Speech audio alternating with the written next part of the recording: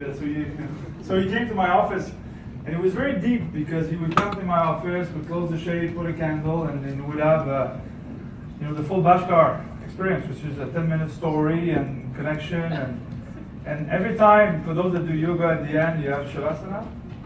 Every time I cried because there was lots of healing happening, and I knew the power of yoga. So Bhaskar has now become one of my very, very best friends, and a pillar in my life. And I'd like to introduce you to Bhaskar so he can guide you to a 10-minute. And if you feel like crying at the end, you can. Bhaskar, please.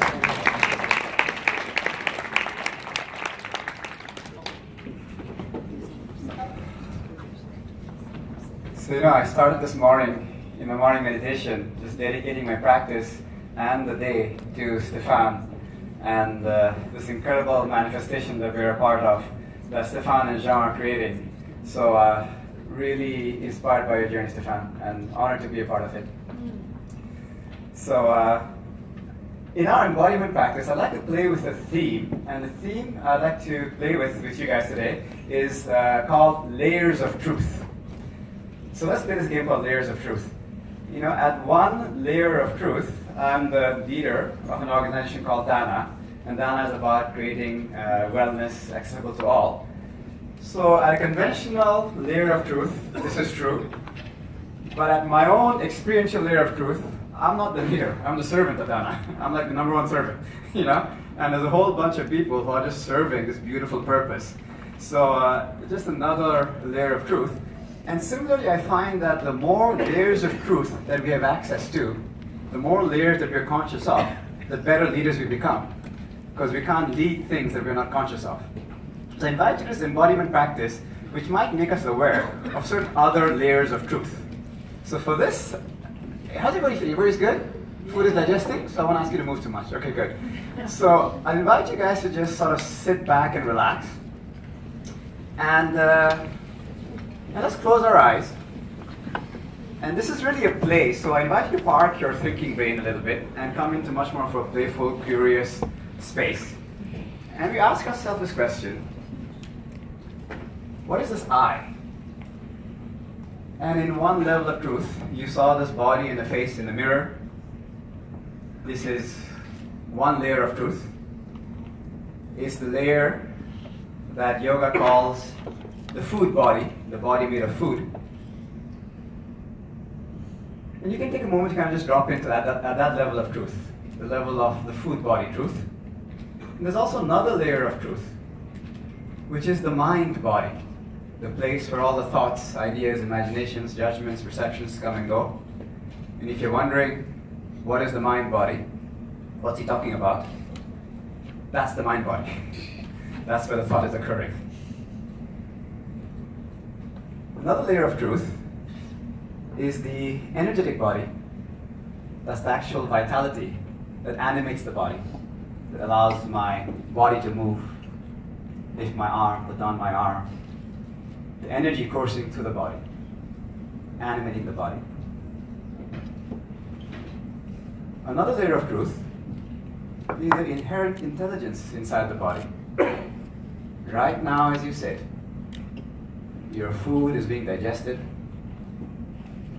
your blood is being circulated, your hormonal system is in perfect balance, your pH, your body temperature, and so much more is being so intelligently, spontaneously, simultaneously being orchestrated right now. This is not controlled by the thinking mind. There's profound intelligence inside the body. It's another layer of truth.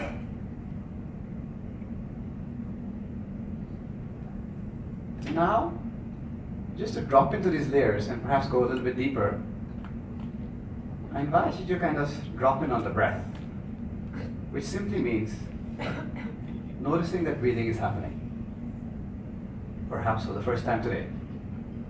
Just observing the breath coming in and the breath going out. The natural flow of the breath.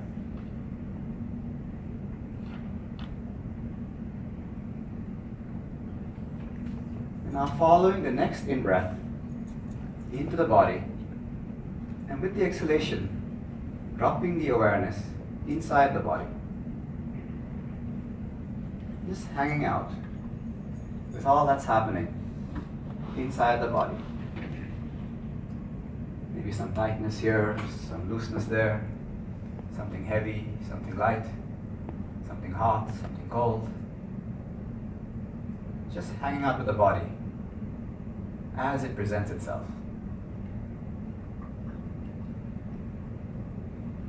And now wondering, in all innocence, in all curiosity, what if all these great scientists like Einstein are right? What if there is no such thing as matter? It's simply energy in low vibration. E equals mc squared. Energy is matter, speed of light squared. It's a constant flux, constant flow between energy and matter. What if this body was actually just a beautifully organized intelligence, information, energy? What is the experience of this? What is the experience of this level of truth?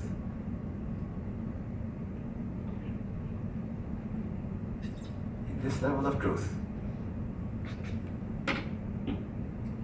where does the I end and the day begin?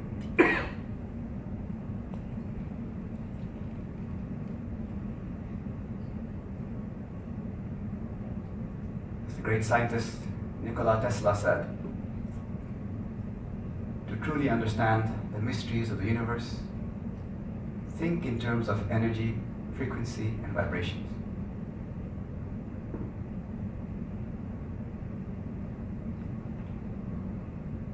What is the experience of this?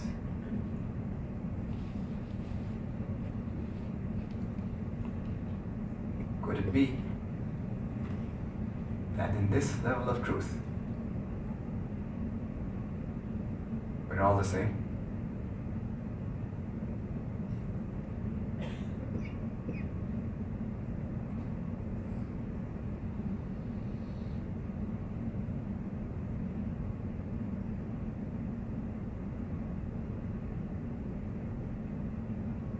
At the level of experience, observing the breath, as the breath gently starts to deepen, as if even this is happening by itself.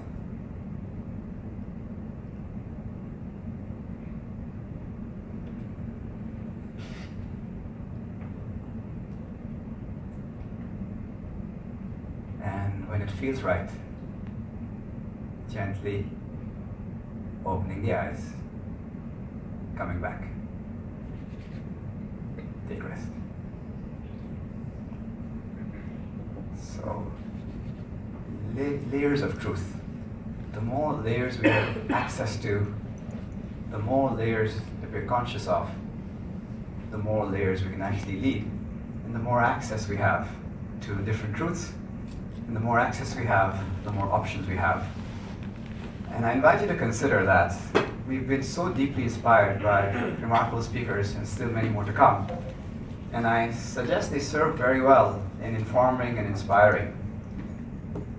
But the real benefit, I sincerely feel, comes from experiencing.